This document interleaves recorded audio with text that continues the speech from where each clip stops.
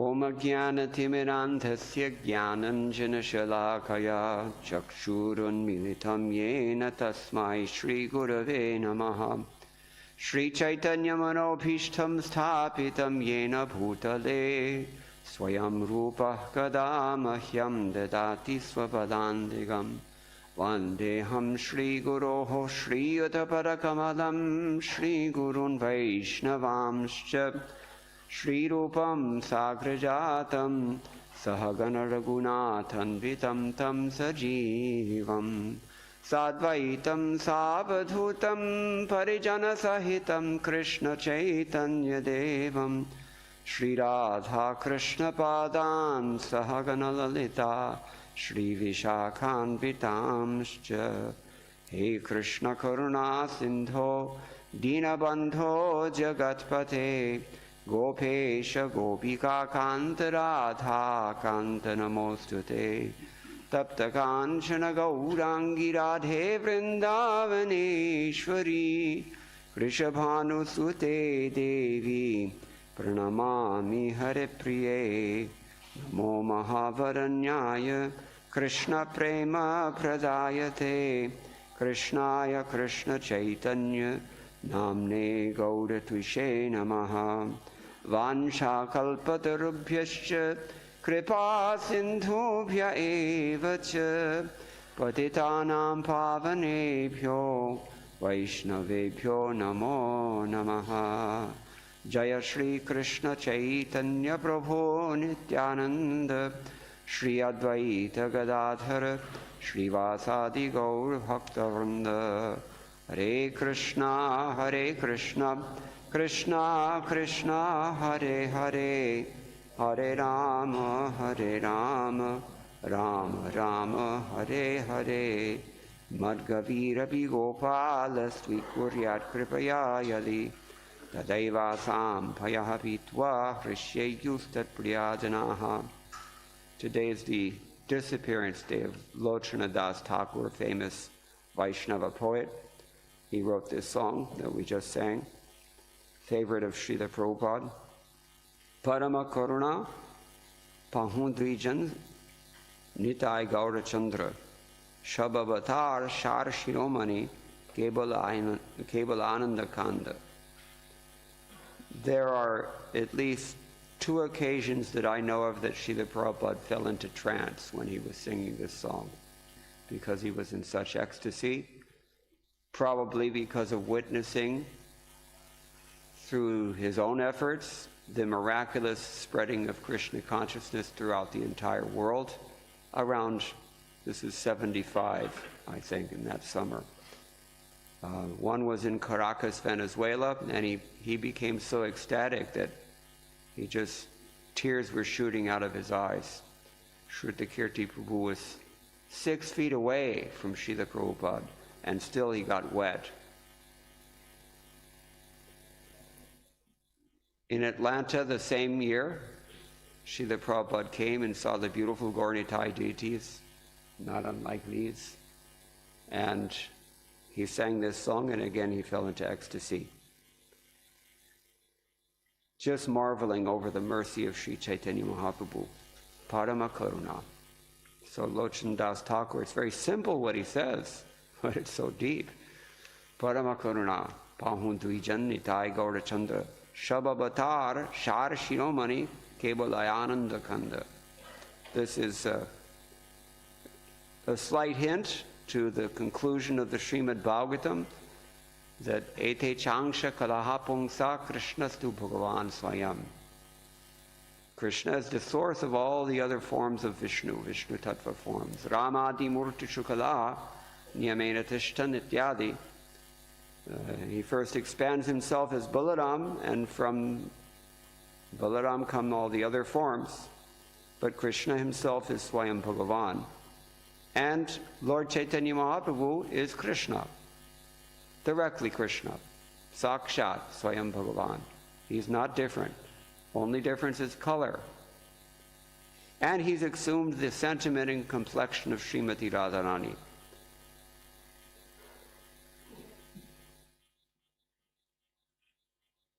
So that's Chaitanya Mahaprabhu. And we're talking about these two brothers, Nitai Gaur. Bhajo bhojo bhai Chaitanya Nitai, sudridha bishwas kori. We heard the word yesterday, dridha, and we talked about what it meant. Firm, solid. Make your faith really strong in these two, he says, and worship them. Worship them. Vishaya chariya shera shema jia mukhe bolo hari hari. All you have to do is chant Hare Krishna, Krishna Krishna, Hare Hare, Hare Ram, Ram Rama, Hare Hare. But you have to do so after giving up sense gratification. That's the price. Because that's the sign of your faith. If your faith is strong, it's no problem to give up sense gratification. We don't have faith. That's always the problem. Dekho re bhai tribhuvane nai amon doyala data. There's nobody in this world so merciful and so magnanimous as these two. In the three worlds, you'll not find it. You can look. Namo Mahavaranya, Rupa Goswami, Namo Mahavaranyaya. He's just giving it out. Krishna Prema, which is, you never get this. And by any other means or in any other age, you just can't get it. It's that rare. We take it for granted. But he's just giving it out, so who can be more merciful? You see the kind of people that he gives it to also.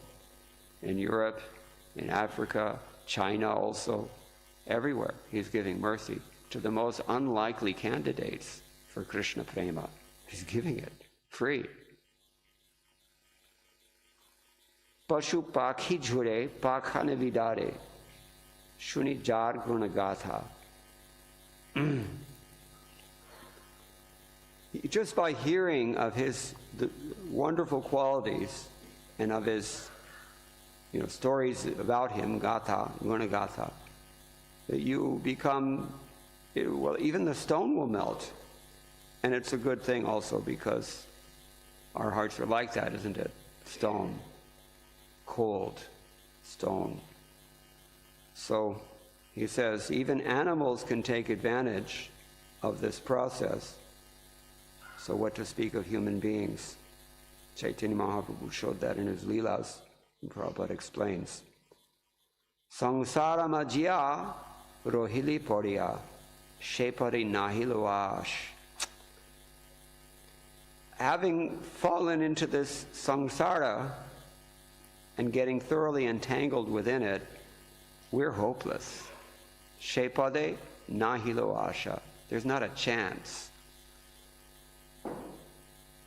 We have the chance of an iceberg in hell, as they say in English. Hell is supposed to be full of hot flames everywhere. If you're an iceberg, good luck. Or if you're a man, because Bhagavatam says men are like butter. If you're a man and you're in the proximity of a woman, you got no chance. No chance. That's why we restrict. So, Shepade nahilo asha. People who are hopeless, nonetheless have some hope against hope. This is, we get from Sanatana Goswami, Rupa Goswami. Anybody know the verse? I'm thinking. Na prema shravanari bhakti rapiva. Na prema shravanari bhakti rapiva yogothava vaishnavo. Gnanam va shubha karma va kiyadaho. Sajjatirapyasti va. Hinarthadhika sadhake tvai tathapyachedya mula sati. He gopi jananath. I'm sorry. He gopi jana vallabhavya thayate. Hahamada shaivamam. He's saying that I don't have prema. What to speak of prema? I don't even have a taste for hearing and chanting. We prove that every day. I'm not accomplished in Karma, I've not accomplished in yoga, I'm not accomplished in jnana, don't really have anything in these areas. Kalim sattva haram pungsam, this Kali Yuga takes away anything sattvic from you. And Bhagavatam confirms, Krishne swadhamo pagate dharnamajnanadivisaha. He goes back to his own abode at the end of the Dwapar Yuga, and what goes with him? Karma and dharma. Karma and gyan. Sorry. Dharma and gyan. So, this is our sorry state. Shepate nahilo yasha. We got no hope. But because these brothers are the most merciful, all we have to do is try to give up sense gratification. Even you don't succeed, but if you just try, then that will draw their mercy. Apana karma bhunjaye shamana kohaye lochna das. Here he's paraphrasing Srimad Bhagavatam. Simple, simple, anybody can understand this simple language, Bengali language. But it's so deep, practically nobody can understand it. That we need to recognize. Apana karma bhunjaye shaman koye lochan das. What is he paraphrasing from Bhagavatam here? Anybody know the verse?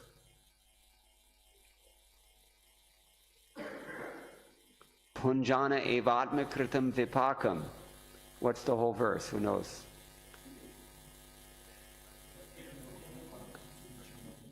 Yeah.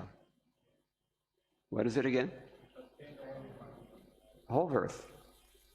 Tatenu kampam susamikshimano bhunjana evatma kritam vipakam tad bhagavapur bhirvadatham namaste jiveta yo mukti pade sadaya bhak.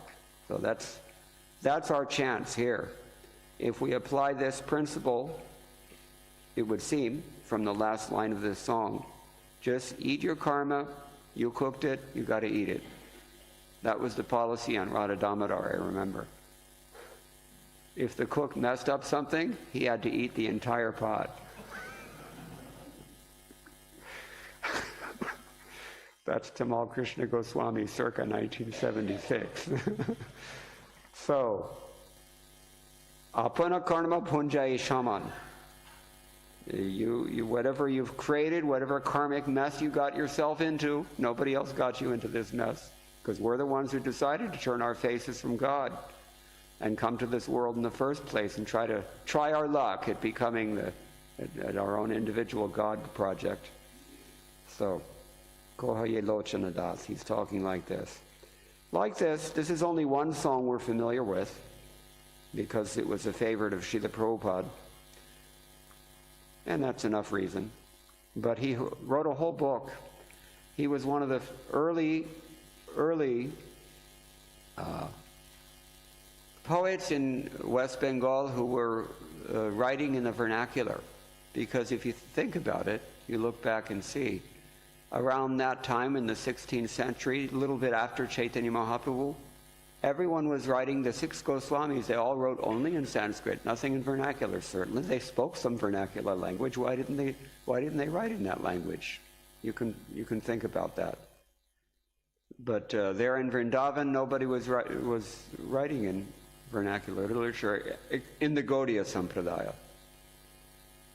Other Sampradayas, of course, they're writing in Brij Bhasha. And eventually some Gaudiya poets also took up Brij Bhasha. And some of them mixed it with Bengali language. There's some incense here, and it's choking me. I don't know where it is. Some incense is burning.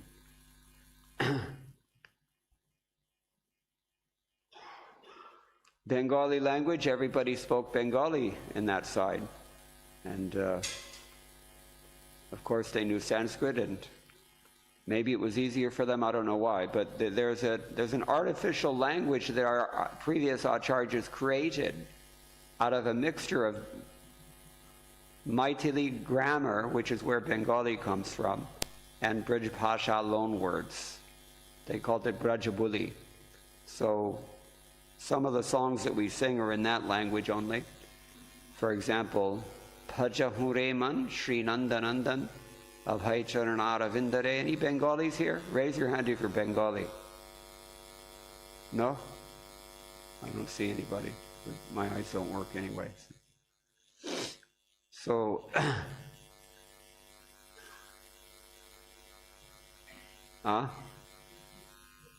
yeah.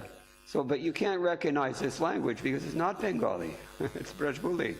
It's a different language. And they only used it for writing their songs.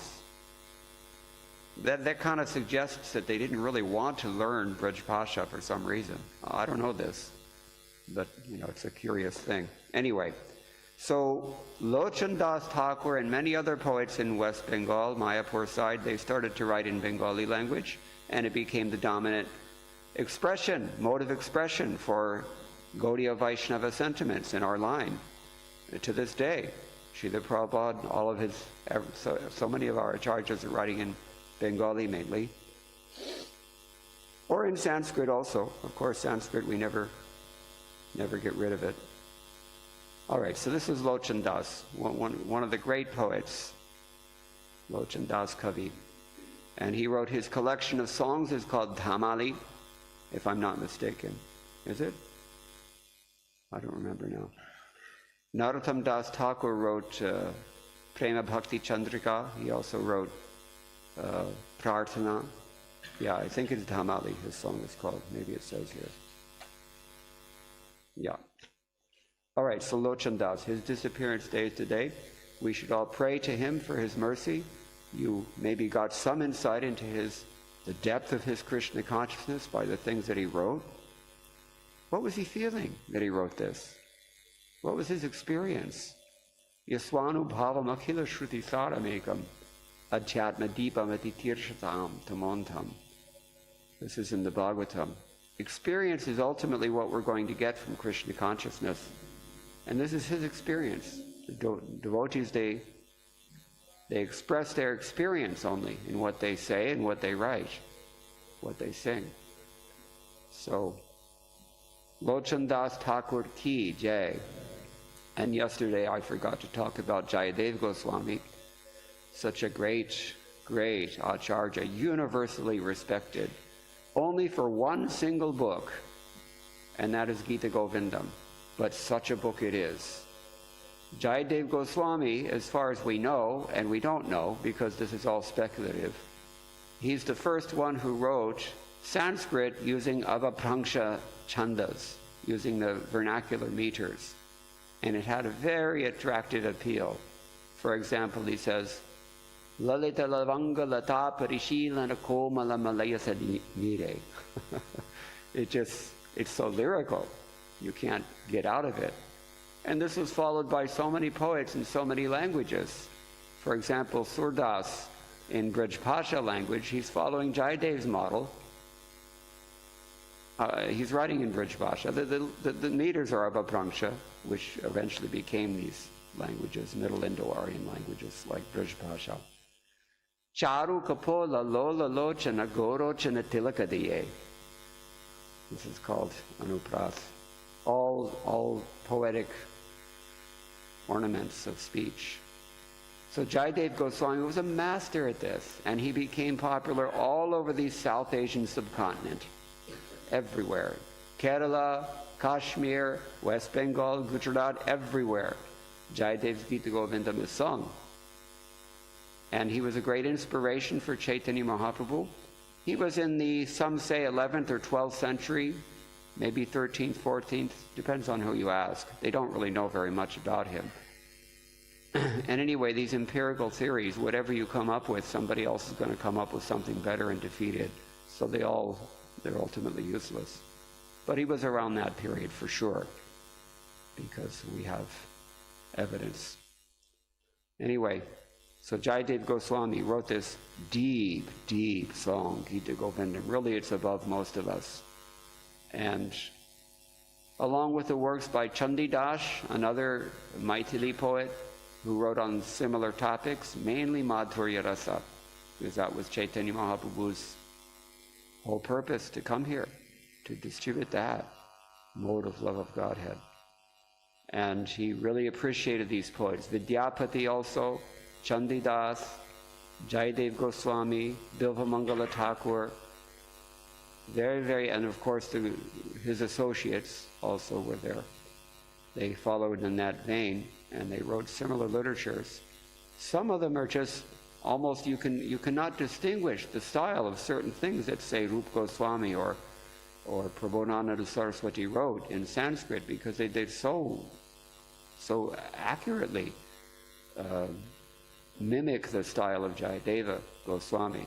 But he was unique, and both in the depth of his Krishna consciousness and in the beauty of its expression, Jayadeva Goswami was unique.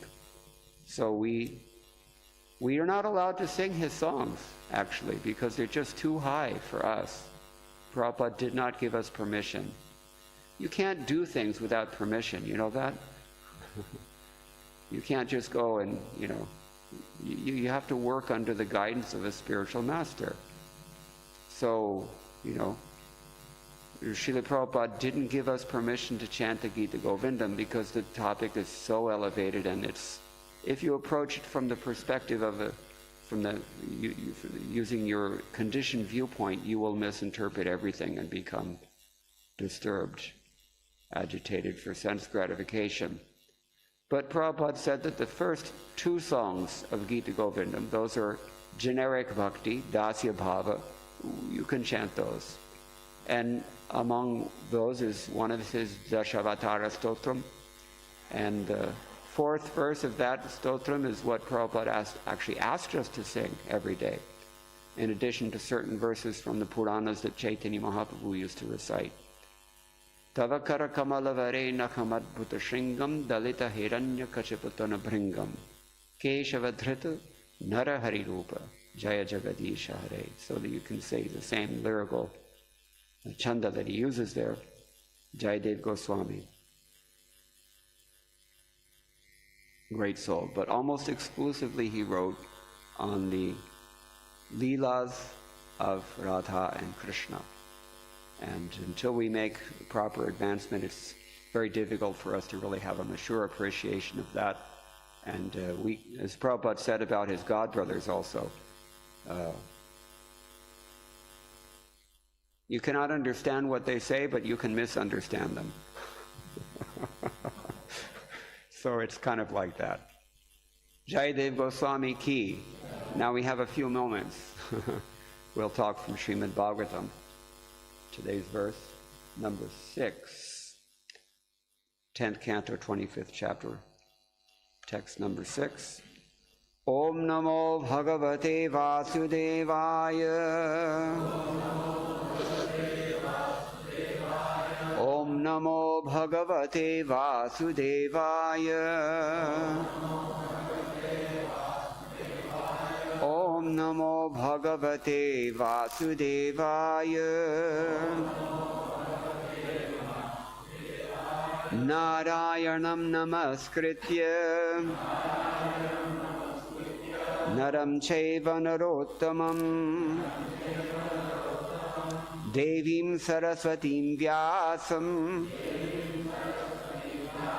Tato Jayamudirayet Nashta Praeshu Bhadreshu Nityam Bhagavata Sevaya Bhagavati Uttama Shloke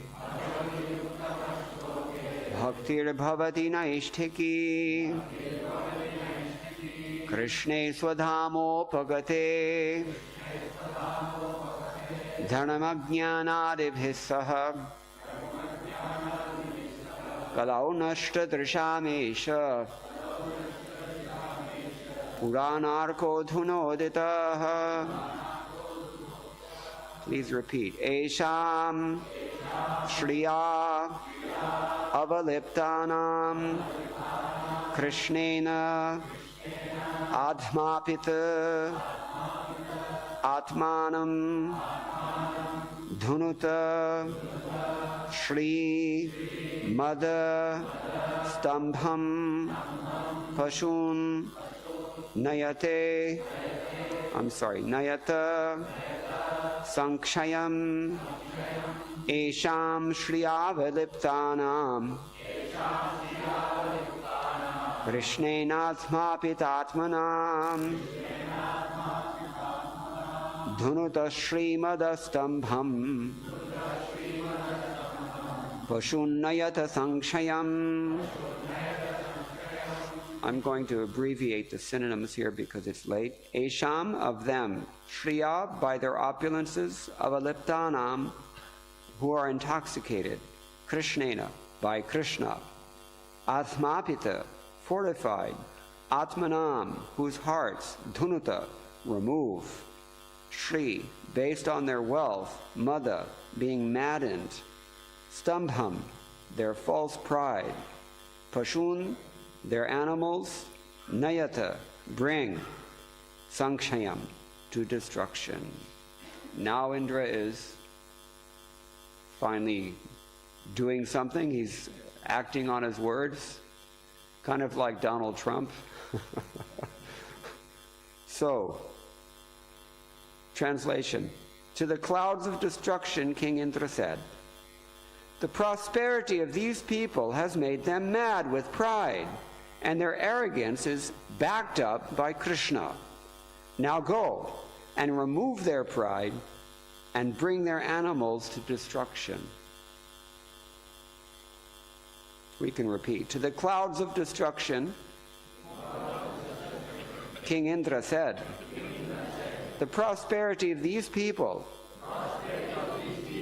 has made them mad with pride, and their arrogance is backed up by Krishna. Now go and remove their pride and bring their animals to destruction. There's a purport by the servants of His Divine Grace, A.C. Bhaktivedanta Swami Srila Prabhupada, founder and Acharya of the International Society for Krishna Consciousness, Srila Prabhupada Ki Jai. It is clear from this verse that the residents of Vrindavan had become highly prosperous simply by protecting cows. Since Indra wanted to destroy their so-called pride based on wealth by killing their animals. We see this, don't we, throughout the Bhagavatam? What are the three that are always attacked first? Cows, Brahmanas, Devatas, these three. Well-tended cows produce large quantities of milk, from which come cheese, butter, yogurt, ghee, and so on. These foods are delicious by themselves and also enhance other foods such as fruits, vegetables, and grains. Bread and vegetables are delicious with butter, and fruit is especially appetizing when mixed with cream or yogurt. This seems to be the opinion of Hridayananda Goswami. Dairy products are always desirable in civilized society, and the surplus can be traded for many valuable commodities. This is an important point because Srila Prabhupada makes this point throughout his books, that the real purpose of cow protection and agriculture in general, it's not agribusiness, it's not mono-agriculture, and it's certainly not dairy slaughter industry. No. The whole point of this system that Krishna has created for us is that we're easily maintained if we're prepared to live simply and with satisfaction. Unfortunately, in Kali Yuga, nobody is satisfied. And so they want more and more. Even unethically, they want more. Just like this fellow was just recently put into U.S. prison, Venezuela. He's exploiting all the resources of his country and lining his own pockets. And if that weren't enough, he's also selling drugs on the side. So they took him out. Of course, I can't say that any president is any better than him. They're all like that. This is Kali Yuga. This is my point. Nobody's satisfied. Nobody has spiritual happiness. They're ignorantly seeking happiness from sinful activity even. They don't hesitate. Nunam pramatta kurute vikarma yadindriya pritaya aprinoti. Just for the purpose of pleasing their senses. Bad masters. They will do so many things. All right, so this is the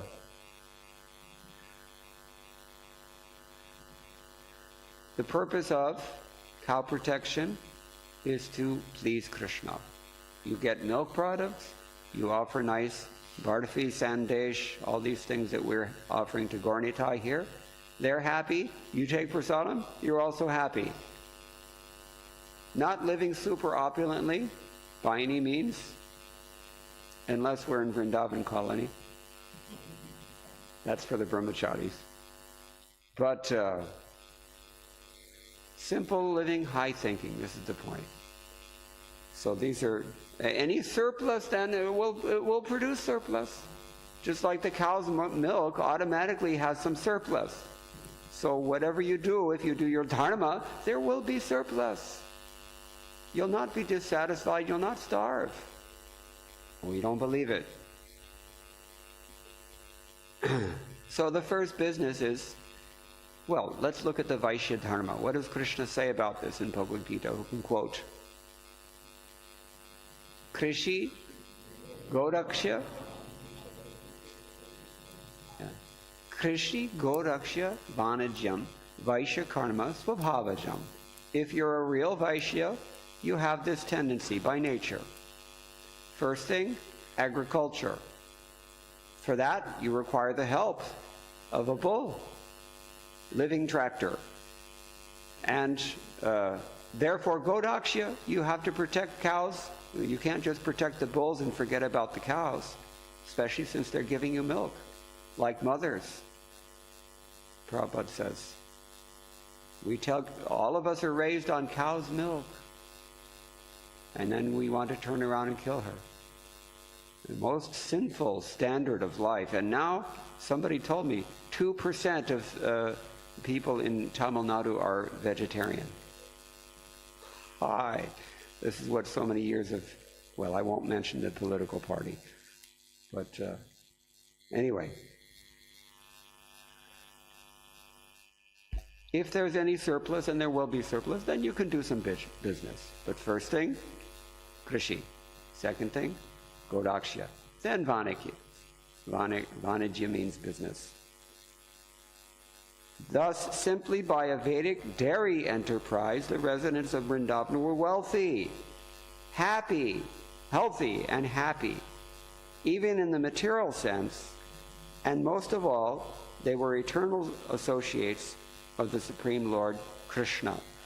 Because you can't really be happy just by filling your belly, just by getting nice, comfortable apartment, nice family, prestige in society. These things are not going to really satisfy you ultimately.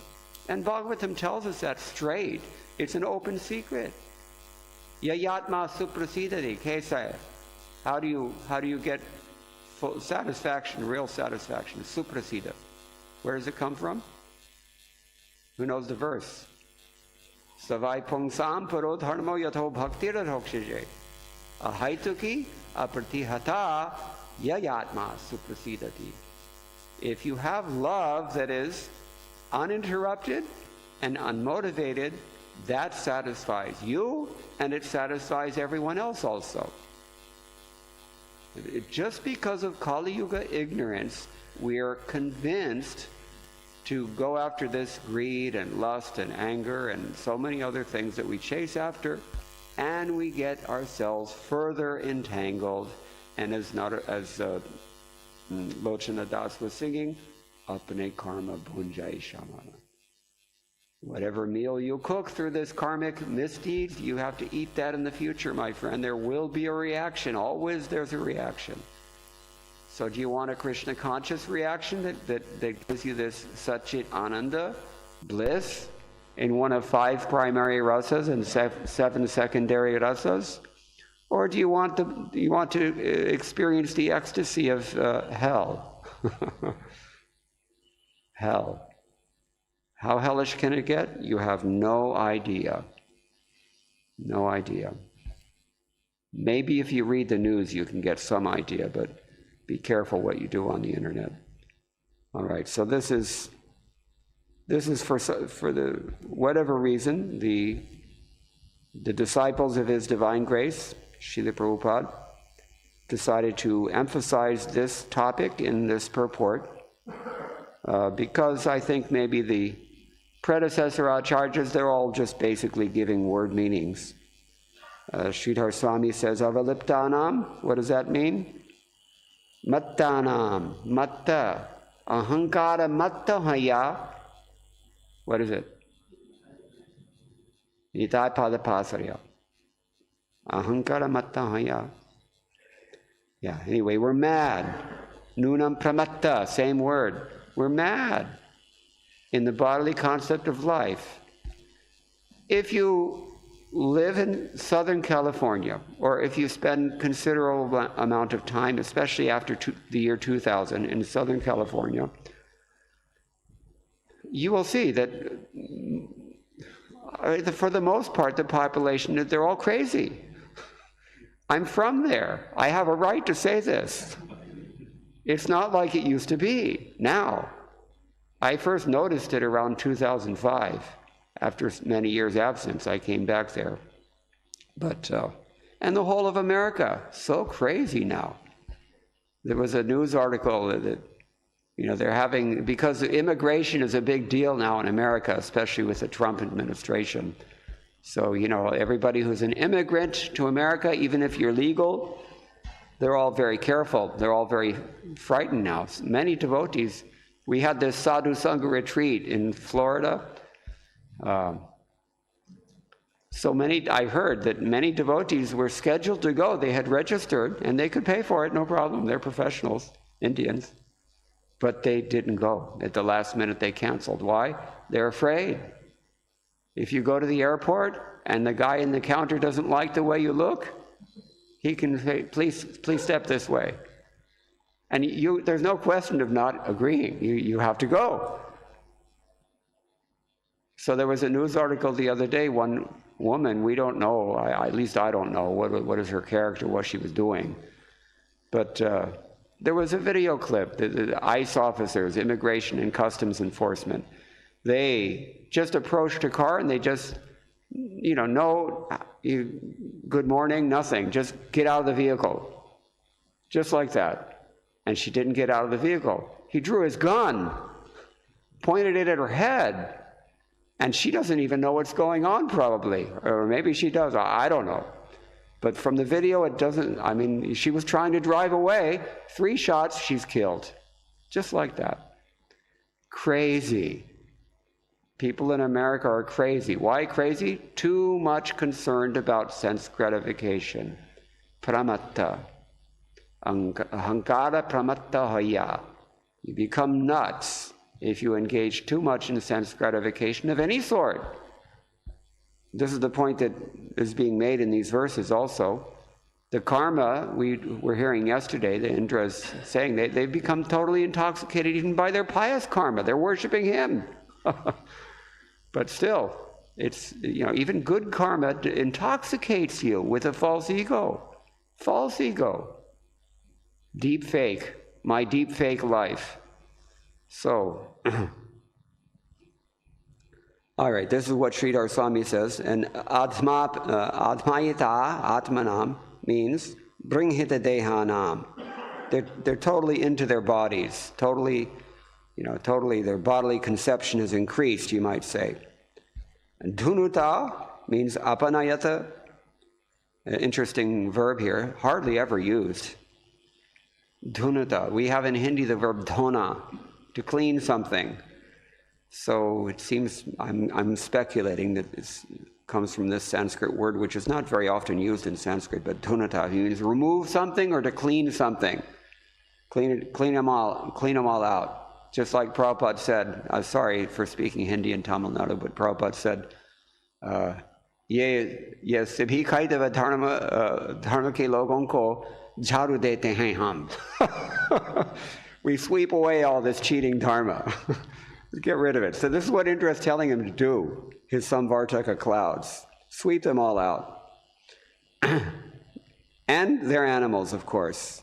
Shrimadena yastamba, because they have too much pride from their Srimada. The same word is used, we heard it yesterday, the intoxication of too much opulence. Now the verb apanayate is also used in 6th canto, chapter 2, text 13, regarding a jamil. What were the Yamadutas trying to do? Apanayate. They were trying to take him away. But the Vishnudutas fortunately interrupted. And if we're very fortunate also, maybe the Vishnudutas will interrupt us at the time of death and say, don't go with those guys, step this way into this golden airplane. That's what we hope. Actually, if you chant every day, follow all the principles, everything, strictly, Narad Pancharatra, Narad Muni tells us, Ante Gopala Charanam Prapnoti Parameshwari. He tells his wife, Trisan, I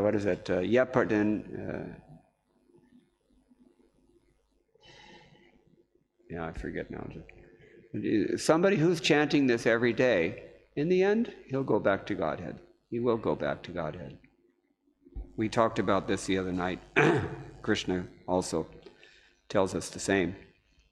All right, so, Kramasandarbha, Jiva Goswami, Swata, Shriyavali Pranam, Visheshataha, Shri Krishnena, Satejas Kwikata. See, grammatical information.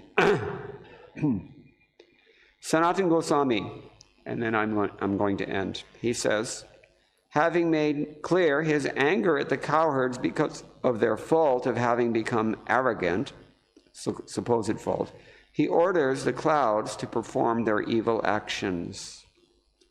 The cowherds have become intoxicated or swelling in the size of their bodies because of the wealth of their cows. They're all mote. You say gundu here, right? They all became gundu. That's the sign of beauty, traditional. Jadurani, my god sister, she painted a picture of Narad Muni, and she's thinking in her mind that, Narad Muni he must be a very austere sadhu, saint, sannyasi. So she painted him very thin, and you can see all of his veins and everything, sinews. And Prabhupada looked at that painting and says, no. This is the meat eater's conception of beauty. Then he pointed at that picture we've seen, that Krishna is sitting and listening to Bilvamangala or Surdas chant his glories. You've all seen the picture, famous. So Krishna's a little bit plump, and Prabhupada points at that picture and says, this is the milk drinker's conception of beauty. So it's appreciated, at least traditionally in South Asia, if you're a little bit gundu. It's a good thing. So all these Brajavasis, according to Sanatana Goswami, they were like that. So, because of the wealth of cows, again, as the purport said, Krishna, since he has encouraged their herding of cows to get milk and other produces, they have become strong. Atma pitatmanam. Because of Krishna. Yeah, maybe this is why the BBT editors chose to focus on cow protection, because here Sanatana Goswami suggests that what does it mean when Sridhar Swami says, Krishnena adhmayitam? They're fortified by Krishna. What does it mean? It means they're fortified by following Krishna's instructions. And what is Krishna's instructions? Varnashrama charavata purushena parapuman ityadi. You do your varnashram dharma, and for the Vaishyas, that means you take care of cows. You farm naturally. Don't go for agribusiness. Live simply, think highly. If we follow this instruction, we will also become as opulent and happy as the Brajavasis were, even materially, the purport says. Or, another meaning he gives, they've become intoxicated with wealth since their hearts have become bold because of Krishna. We talked about that yesterday. They love Krishna so much, they're proud of having Krishna in their midst, and So they are very confident in that way. So this is an alternate way to understand it. The real meaning, however, is that they have increased their bhakti, and their hearts are glowing with that bhakti. Atma pitatmanam. How shall we remove their pride? This is what Indra is thinking. Destroy the cows completely, since the cows are the source of their pride. Look at what it can do to you. Indra, the king of all the gods, who are all sattvic, who are full of knowledge, who stand for other. Their very purpose in this world is to uphold dharma. And yet he's telling them to kill the cows. Don't think that it's just you, my friends. Even if you become Indra, you're still not safe. Just like if you become Bharat Maharaj, not yet safe. Very, very tenuous position. And in this way also, this is why Govinda Das Kaviraj, another poet, as we were discussing, he says, Kamala Jaladala Divana Talamala. This life is very tenuous. Your Krishna consciousness is very tenuous. That's the point. What else is there to live for? What else is his life based on or meant for? You have to be so careful. Bandhamui sabadana mate, we sing every day. You've got to be careful. Sabadana, do you have this word in Tamil? No, it's on every traffic sign in North India. Sabadana, dead slow. So, yeah, have to be very careful. All right, so this is Indra's foolishness. He thinks these cows are the source of their pride, so let's get rid of them. I hope he doesn't mean to kill them. But certainly they were, the verbs are used here. You just take them out, whatever that means. Nikal dena. So, the real meaning is, make a most comfortable abode for the cows. Wait a minute, this is not going to happen. Yeah, I don't understand. This is Banaswami's translation anyway. Yeah, he's taking out the cows because, as we said, the cows, the Brahmins, the Vaishnavas, these are the... And what does Prahlad say? That civilization that doesn't honor the cows, the Brahmins, and the Vaishnavas very quickly goes to destruction. 7th canto. Prahlad says this. All right. I'm going to finish now with Vishwanath Chakravarti Thakur because he usually sums up everything nicely. The unintentional inner meaning of Indra's words are as follows. The cowherd men are anointed with sandalwood pulp, Shriya Avalipta. That's how he takes Shri. It means sandalwood pulp, but not in this weather. You clouds should remove dhunuta, the heat in their bodies, with cool rain and refresh the cows, making them tremble in delight. This is not really Indra's intention. This is Saraswati's intention. Saraswati. When Krishna lifts Govardhan, you should allow him to make a beautiful place, samyak kshayam, because the word kshayam also means a residence. Normally kshaya, what does kshaya mean? Loka kshaya krit pravriddham. In Bhagavad Gita, Krishna uses this word. What does kshaya mean? It means decay or destruction also.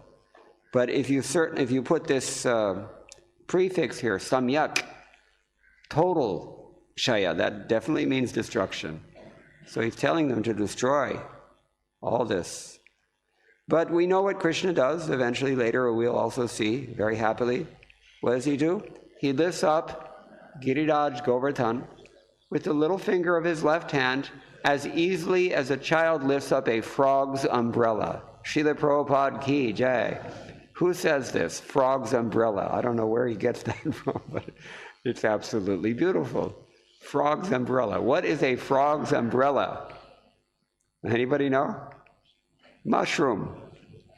You can just picture a little frog underneath it when it rains or something like that.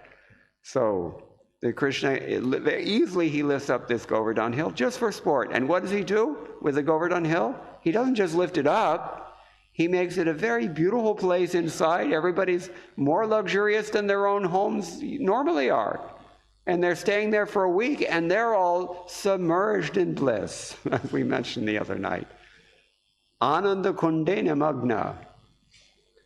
Why? Because there in that Leela, everybody was satisfied. From the gopis in Madhurya Rasa to the parents, certainly, the friends of Krishna, very proud of him, the servants, everybody, even the animals, all very happily, underneath, dry as it can be, no problem whatsoever. It's raging storm outside, but against Krishna, Indra has no chance. Just like we have no chance in certain contexts that we've mentioned already. So, this is Govardhana Leela, and now it's warming up, the plot is thickening. Indra is actually giving the instruction that go and offend all these Brajavasis. That's what he's doing. He's not saying it directly, but we know. It's a great offense that he committed. And that's why Krishna was so concerned about it. An offense to the Lord, sometimes he tolerates, but an offense to the devotee, according to Padma Purana, the Lord cannot tolerate it. Who knows the verse? You recite it every day, I think, right? 10 offenses, first one. Satam ninda namna panamam aparadham vitanate yata kyatim yata katamu sahate. How is he able to tolerate this? It's a question, a rhetorical question. Tadvigaraham. So, yeah, what to speak of? That's a verbal offense only. Indra's committing a physical offense. Much worse. All right. Okay, I'm going to stop here, but if anybody has any questions or any comments. It's a little late, I'm sorry. No questions, no comments. One. Srinivas Krishna Prabhu. He's what we call Purva Pakshi in Sanskrit. The first person who raises his hand. Prabhuji, just last statement you mentioned regarding the offense. I was trying to find question from beginning, but I got question from the last statement. So yesterday I was